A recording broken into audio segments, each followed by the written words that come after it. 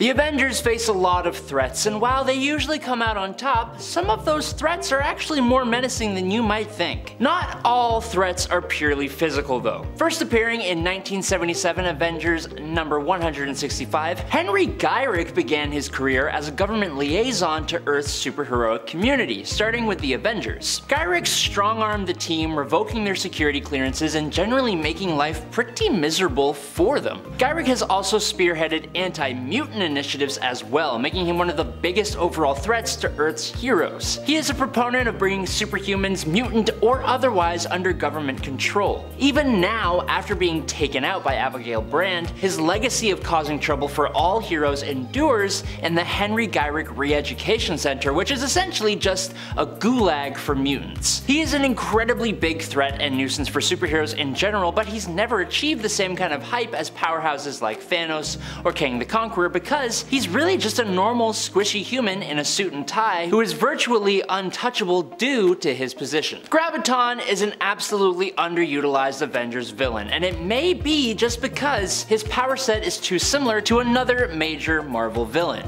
Magneto. The difference is, where Magneto controls magnetic fields, Graviton possesses the ability to mentally manipulate gravitons or anti-gravitons, enabling him to increase or decrease the Earth's pull of gravity on an object, or a person, including himself. He once used this ability to lift a landmass that was roughly 4 miles across and made it fly in the air like a hot air balloon. His powers are certainly Magneto levels of awesome, and he could cause as much trouble for the Avengers that Magneto does for the X-Men. There's all kinds of fun stuff you can do with gravity powers, especially if you put them out in space. Imagine Graviton floating out there gathering up meteors and raining them down on planets. But yet, Graviton is rarely ever seen. The Hood has always been kind of underplayed in Marvel Comics. Initially becoming a supervillain to emulate Electro after he stole a cloak from a demon and gained the arguably weak powers of invisibility and levitation, he was powerful enough to face some of the worst threats in New York City. Parker Robbins saw other supervillains ruining perfect heists because of ego. He thought Hydra and other groups based off of pure hate and supremacy were just kind of the worst, so he just started doing his own thing. And he's actually caused quite a bit of trouble through doing so. He became a doorway for Dormammu, he set up a criminal empire with rules and effective forms of insurance for other villains, he rounded up the Infinity Gems, and he even resurrected Frank Castle's wife and kids. It's just something about him has always kind of kept him from really achieving greatness and recognition. Maybe him appearing in the MCU at some point soon will change that. Tony Masters has an incredible yet simple ability to watch another person's physical movements and duplicate them without any practice or training, no matter how complex those movements are. And with training, he can even predict their every move. As a former S.H.I.E.L.D. agent turned mercenary and assassin, Taskmaster is very well known in the superhero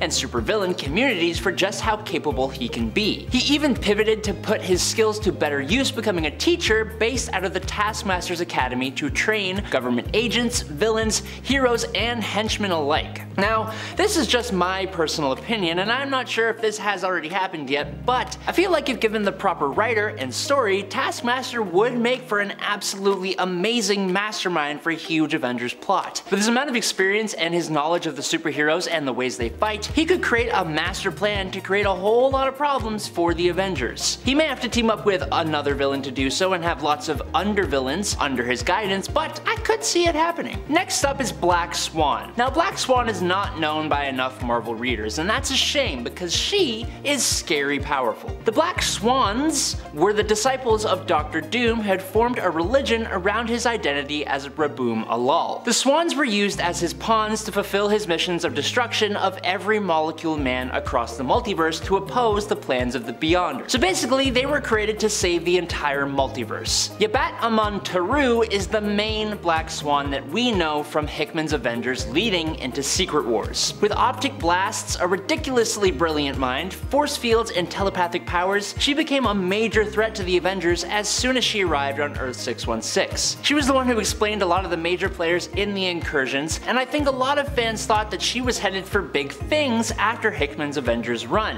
But she really just became one more member of the Black Order and hasn't really done a lot since. So hopefully that will change. Eric Williams, like most villains, grew up in a pretty horrible home. He idolized his older brother Simon, who eventually became the hero and Avenger, Wonder Man. Eric was also quite jealous of Simon though for receiving all the love of their mother while Eric was often mistreated. Eric eventually turned to petty crimes and became affiliated with the Magia crime syndicate, and after Wonder Man is assumed dead following a conflict with the Avengers, Eric contacted the Tinkerer, who provided him with a scythe. That, thanks to Ultron's enhancements, allowed Eric to send his victims into comas. Eric became the technological villain Grim Reaper, going on to be a huge villain for the Avengers and eventually gaining mystical abilities allowing him to resurrect the dead, summon demons, and create illusions. He's worked with the Lethal Legion, the Legion of the Unliving, Hydra, and the Apocalypse Twins, and has been part of some of the Avengers' biggest stories, has come back from the dead, and was even the Horseman of Death at one point. While Captain America on Earth 616 has the Red Skull, the Captain America of the near future reality of Earth 15061, Danielle Cage, has the Golden Skull. The Golden Skull's true origins and identity are something of a mystery, but regardless, the Golden Skull's mission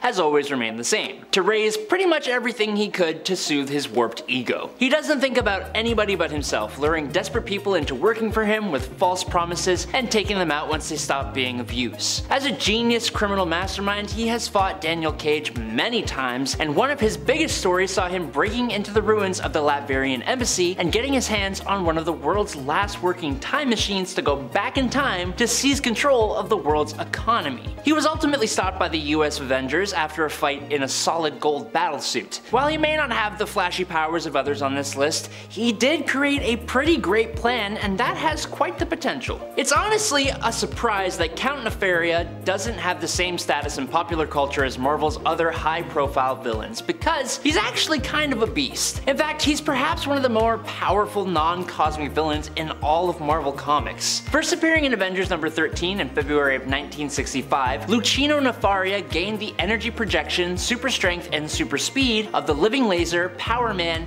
and Whirlwind respectively, but amplified by like 100. This makes him one of the most powerful humans ever. Combined with his technology and wealth, he has been able to manhandle teams of Avengers, and in his first fight with the Avengers, he was able to capture the team and almost succeed at entirely demolishing their image using holograms. Tony Stark has even said that Nefaria was everything that he himself fought not to become. The Mandarins Rings in Marvel Comics are a set of 10 powerful mystical artifacts that grant their wielder an array of incredible abilities. Created by an alien race known as the McLuhans, each ring possesses a unique power, ranging from manipulating the atomic and molecular structures of matter, or projecting various beams of concussive force, to boosting up psionic powers. The 10 rings are named Remaker, Influence, Spin, Spectral, Nightbringer, Daemonic, Incandescence, Lightning, Zero, and the Lyre, and they're all pretty self-explanatory. The Mandarin's Rings make him basically a nearly unstoppable force, enabling him to manipulate energy, control elements,